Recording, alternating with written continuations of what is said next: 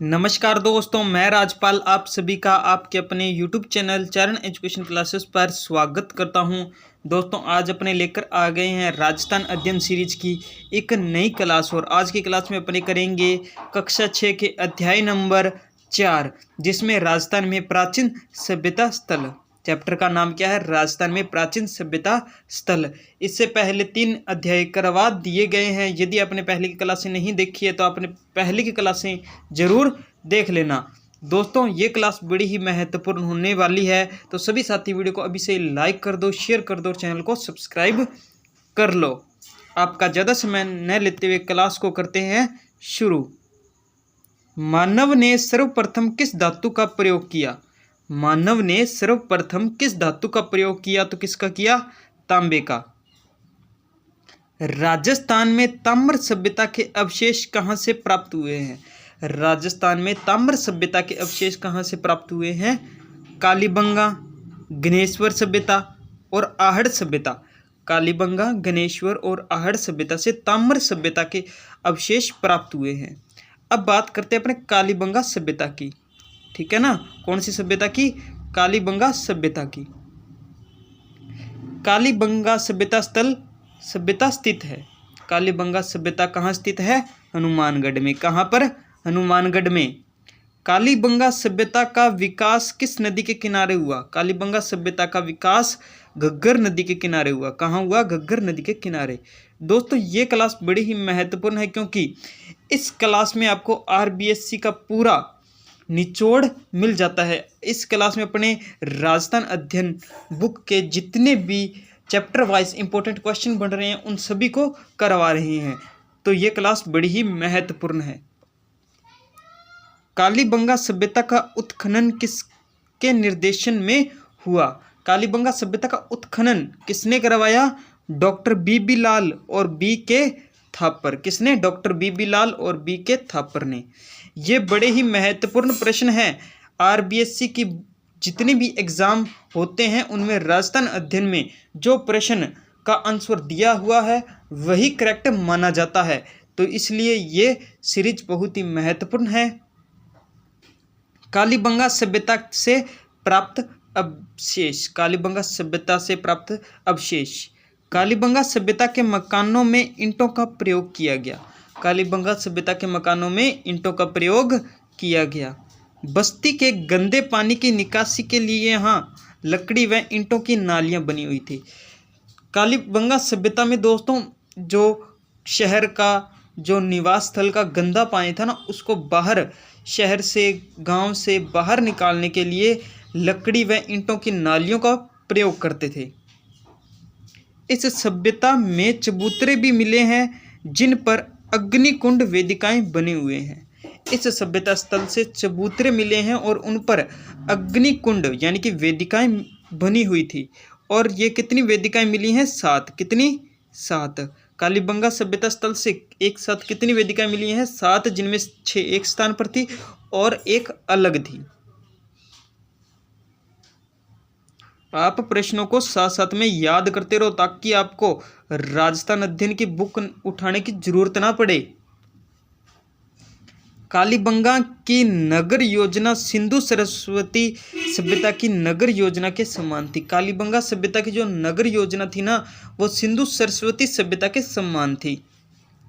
इस सभ्यता के नगर की प्राचीर के बाहर जोती हुई कृषि भूमि के साक्ष्य मिले हैं। जोती हुई कृषि के भूमि के साक्ष्य कहाँ मिले हैं? कालीबंगा सभ्यता से। खुदाई में गाय के मुख वाले प्याले। जब खुदाई की गई तो वहाँ पर कौन कौन सी चीज़ें मिली? गाय के मुख वाले प्याले, तांबे के बेल, कांस्य के दर्पण, हाथी दांत का कंगा, मिट्टी के बर्तन, कांच की मणियाँ, खिलौने आदि प्राप्त हुए। कालीबंगा सभ्यता के पतन का मुख्य कारण माना जाता है। यानी कि कालीबंगा सभ्यता कैसे खत्म हुई, तो उसमें मुख्य कारण मानते हैं नदियों का पानी सूख गया और मरुस्थल के बढ़ने से। नदियों का पानी सूख गया और मरुस्थल बढ़ रहा था, इसलिए कालीबंगा सभ्यता समाप्त हो गई। आगे देखते हैं एक नई सभ्यता, आहड़ सभ्यता। अघाटपुर या आहड़ सभ्यता स्थित है। अघाटपुर या आहड़ सभ्यता कहाँ स्थित है? उदयपुर में। कहाँ पर है? उदयपुर में। आहड़ सभ्यता का विकास किस नदी के किनारे हुआ? आहड़ सभ्यता का विकास आयड़ या बेड़च नदी के किनारे हुआ। आहड़ सभ्यता का विकास कहाँ हुआ? आयड़ या बेड़च नदी के किनारे। आहड़ सभ्यता को स्थानीय भाषा में क्या कहा जाता है? आहड़ सभ्यता को स्थानीय भाषा में क्या कहा जाता है? धूलकोट। क्या कहते हैं? धूलकोट। याद करते चलो साथ में। ताम्रवती या तांबावती सभ्यता किसे कहा जाता है? ताम्रवती या तांबावती सभ्यता आहड़ सभ्यता को ही कहते हैं। आगे देखते हैं। 10वीं या 11वीं शताब्दी में किस सभ्यता को अघाटपुर के नाम से जाना जाता था? 10वीं या 11वीं शताब्दी में आहड़ सभ्यता को ही अघाटपुर के नाम से जाना जाता था। आहड़ सभ्यता से प्राप्त अवशेष। अब इनसे जब आहड़ सभ्यता की खुदाई की गई तो वहाँ पर किस चीज़ के साक्ष्य मिले, तो उन पे बात करते हैं। आहड़ सभ्यता से प्राप्त मकानों की दीवारें पत्थर व मिट्टी से बनी हुई थी। जो मकान थे ना, वो दीवारें उनकी पत्थर व मिट्टी से बनी हुई थी, जिनकी छत बांस और केलू से बनी हुई थी। छत किससे बनी थी? बांस और केलू से। इस सभ्यता के मकानों में 4 से 6 चूल्हे मिले हैं। इस सभ्यता के जो मकान थे ना, उनमें 4 से 6 चूल्हे मिले हैं एक साथ, जिससे ये सिद्ध होता है कि ये यहाँ संयुक्त परिवार या सामूहिक भोजन विधि के साक्ष्य हैं। ये किसके साक्ष्य हैं? संयुक्त परिवार, यानी कि कई लोग इकट्ठा रहते थे, या फिर सामूहिक भोजन के। आहड़ सभ्यता से उच्च कोटि के चावल उत्पादित होते थे। यहाँ पर उच्च कोटि के चावल मिले हैं, इससे ये सिद्ध होता है कि यहाँ पर उच्च कोटि के चावल उत्पादित होते थे। आगे बात करते हैं। आहड़ सभ्यता में भट्टी नुमा चूल्हा मिला है। आहड़ सभ्यता से एक भट्टी नुमा चूल्हा मिला है। इससे यह माना जाता है कि यहाँ तांबा पिघलाया जाता था। एक ना यहाँ आहड़ सभ्यता में एक भट्टी नुमा चूल्हा मिला है, इससे यह अनुमान लगाया जा रहा है कि यहाँ पर तांबा पिघलाया जाता था। इसलिए ही आहड़ सभ्यता क्या कहते हैं? ताम्रवती सभ्यता। आहड़वासी बर्तन बनाने की कला में दक्ष थे। आहड़वासी बर्तन बनाने की कला में दक्ष थे। यहाँ मिले लाल व भूरे मृद भांड हाथ की सफाई अलंकरण की दृष्टि से उत्कृष्ट थे। तो यहाँ पर लोग बर्तन बनाने की कला में दक्ष थे, और यहाँ पर लाल व भूरे रंग के मृद भांड मिले हैं, और उनकी सफाई और उनके डिज़ाइन यानी कि अलंकरण को देखकर यह समझा जाता है कि यहाँ पर जो ये कला थी ना, वो उच्च स्तर की थी। इस सभ्यता में तश्तरियाँ, दीपक, धूपधानियाँ, कटोरियाँ, मटके, कलश, चूड़ियाँ, खिलौने, 26 किस्म की मणियाँ, 6 तांबे की मुद्राएं और 3 मुहरें प्राप्त हुई हैं। दोस्तों, आपको ये नोट करने की ज़रूरत नहीं है, मैं इस क्लास की PDF टेलीग्राम पर उपलब्ध करवा दूंगा। आप वहाँ से डायरेक्ट PDF डाउनलोड कर सकते हैं। PDF को 1-2 बार रिवाइज भी करेंगे। मैं तो चाहता हूँ कि आप इसी क्लास के अंदर ही पूरे के पूरे प्रश्न याद कर लें, लेकिन फिर भी आपको PDF से 1-2 बार रिवाइज कर सकते हैं। आहड़ सभ्यता का पतन माना जाता है। आहड़ सभ्यता का पतन का कारण क्या था? प्राकृतिक प्रकोप। आहड़ सभ्यता के पतन के बाद आहड़ वासियों ने अपना ठिकाना किसे बनाया था? जब आहड़ सभ्यता का पतन हो गया तो आहड़ वासी थे, वो वहाँ के निवासी थे, वो कहाँ पर जाकर बस गए? गिलुंड व भगवानपुरा में। कहाँ पर? गिलुंड व भगवानपुरा में। अब बात करते हैं तीसरी बालाथल सभ्यता की। बालाथल सभ्यता स्थित है। बालाथल सभ्यता कहाँ स्थित है? बल्लभनगर तहसील उदयपुर में। बालाथल सभ्यता कहाँ स्थित है? बल्लभनगर तहसील उदयपुर में। बालाथल सभ्यता संबंधित है। दोस्तों, बालाथल सभ्यता ताम्रपाषाण कालीन आहड़ सभ्यता से संबंधित है। याद करते रहो आप प्रश्नों को साथ साथ में। बालातल सभ्यता से प्राप्त अवशेष। बालातल सभ्यता से क्या क्या अवशेष मिले? यहाँ 11 कमरों के एक बड़े भवन एवं दुर्ग जैसे भी चिन्ह प्राप्त हुए हैं। बालातल सभ्यता में एक 11 कमरों का एक बड़ा भवन मिला और उससे ये लगता है कि यहाँ पर दुर्ग था। इस सभ्यता में तांबे के चाकू, कुल्हाड़ी, छेनी, बाण जैसे उपकरण तथा कर्णफूल, गले के हार की लटकन, ये हर नहीं है हार है, गले के हार की लटकन आदि आभूषण मिले हैं। इस सभ्यता के निवासियों में मिश्रित अर्थव्यवस्था प्रचलित थी। इस सभ्यता के निवासियों में मिश्रित अर्थव्यवस्था प्रचलित थी, यानी कि कुछ लोग पशुपालन करके जीवन यापन कर रहे थे, कुछ कृषि करके, तो कुछ शिकार कर कर जीवन यापन कर रहे थे। बालाथल में लोहा काल के अवशेष भी प्राप्त हुए हैं। बालाथल में लोहा काल के अवशेष मिले हैं। यहाँ लोहा गलाने की भट्टियों के भी चिन्ह मिले हैं।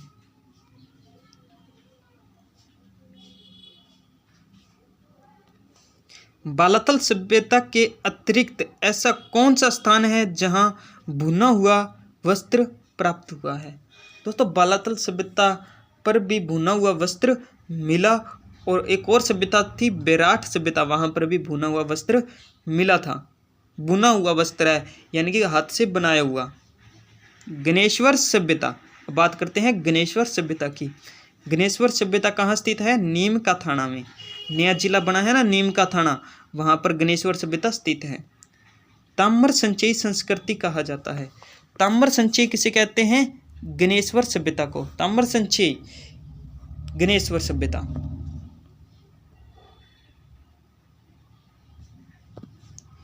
कौन सी संस्कृति पूर्वी राजस्थान एवं गंगा घाटी के क्षेत्र में पल्वित हुई? तो दोस्तों, गणेश्वर संस्कृति पूर्वी राजस्थान या फिर गंगा घाटी के क्षेत्र में पल्वित हुई थी। गणेश्वर सभ्यता से प्राप्त अवशेष, यहाँ पर ताम्र उपकरणों में बाण, छेड़ियाँ, मछली पकड़ने के कांटे, उस्त्रे के फलक, अंगूठियाँ आदि प्रमुख मिले हैं। दोस्तों, गणेश्वर सभ्यता से क्या क्या चीज़ें मिली हैं? ताम्र उपकरणों में बाण मिला है, छेड़ियाँ, मछली पकड़ने के कांटे, उस्त्रे के फलक, अंगूठियाँ आदि मिले हैं। गणेश्वर में मिट्टी के 2 प्रकार के बर्तन मिले हैं। यहाँ पर 2 प्रकार के मिट्टी के बर्तन मिले हैं। हड़प्पा पूर्व संस्कृति के हल्के लाल रंग के पतले बर्तन, हड़प्पा पूर्व संस्कृति के हल्के लाल रंग के पतले बर्तन व लाल चिकनी मिट्टी विशिष्ट चित्रकारी वाले मजबूत बर्तन। आगे देखो साथियों, आहड़ व गणेश्वर सभ्यता ताम्र काल की थी, किंतु इसके ऊपरी स्तर व अन्य किस युगीन सभ्यता के साक्ष्य प्राप्त हुए? दोस्तों, आहड़ और गणेश्वर सभ्यता ताम्र काल की सभ्यता थी, लेकिन जब इसकी खुदाई की गई तो उसके ऊपर कौन सी सभ्यता के भी साक्ष्य मिले हैं? लोहा युगीन सभ्यता के। किसके? लोहा युगीन सभ्यता के। किस सभ्यता के साक्ष्य मिले हैं? लोहा युगीन सभ्यता के। अब बात करते हैं बेराठ सभ्यता की। बेराठ सभ्यता स्थित है कोटपुतली बहरोड जिले में। बेराठ सभ्यता कहाँ है? कोटपुतली बहरोड में। बेराठ सभ्यता का विकास कहाँ हुआ था? दोस्तों, विराट सभ्यता, ये 25 नहीं है 5 है। बेराठ सभ्यता का विकास कहाँ हुआ था? बिज्जक की पहाड़ी व भीम डोंगरी की पहाड़ियों पर। बेराठ सभ्यता का विकास कहाँ हुआ? बिज्जक की पहाड़ी व भीम डोंगरी की पहाड़ियों पर। आगे देखो साथियों, महाभारत काल में बेराठ विराटनगर की महाजनपद की किस महाजनपद की राजधानी थी? बेराठ किस जनपद की राजधानी थी? मत्स्य जनपद की। महाभारत काल में पांडवों ने अज्ञातवास के अंतिम दिन कहाँ व्यतीत किए? महाभारत काल में जब पांडवों को अज्ञातवास दिया गया तो उन्होंने अपने अंतिम दिन कहाँ बिताए? विराटनगर में। कहाँ पर? विराटनगर में। सम्राट अशोक के काल का भब्रू या विराट शिलालेख एवं बौद्ध मठ के अवशेष कहाँ से प्राप्त हुए हैं? सम्राट अशोक के काल का भब्रू या विराट शिलालेख और बौद्ध मठ के साक्ष्य कहाँ से मिले हैं? बेराट सभ्यता से। बड़ा ही इंपॉर्टेंट प्रश्न है ये। बेराट सभ्यता से प्राप्त अवशेष। यहाँ एक कमरे में 36 चांदी की मुद्राएं मिली हैं। यहाँ एक कमरे में ना 36 चांदी की मुद्राएं मिली है, जिनमें से 8 पंचमार्क है और 28 भारतीय यूनानी शासकों की मुद्राएं हैं। खुदाई में स्वास्तिक तथा त्रिरत्न चक्र के चिन्ह युक्त अलंकृत घड़े, दीपक, नाचता हुआ पक्षी, पत्थर की संदूकें, लोहे की किलें, हाथ से बना हुआ वस्त्र आदि मिले हैं। अब अपने कुछ और सभ्यताएं देख लेते हैं जिनका आपको वैसा स्थान भी याद रखना है। कुछ अन्य प्राचीन सभ्यताएं, इनका आपने सिर्फ स्थान याद रखना है। बागौर सभ्यता कहाँ पर है? भीलवाड़ा में।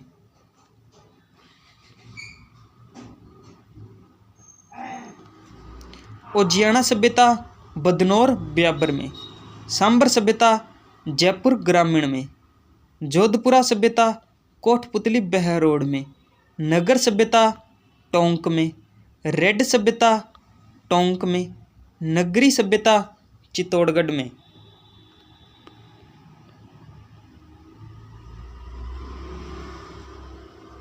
नोहे सभ्यता भरतपुर में।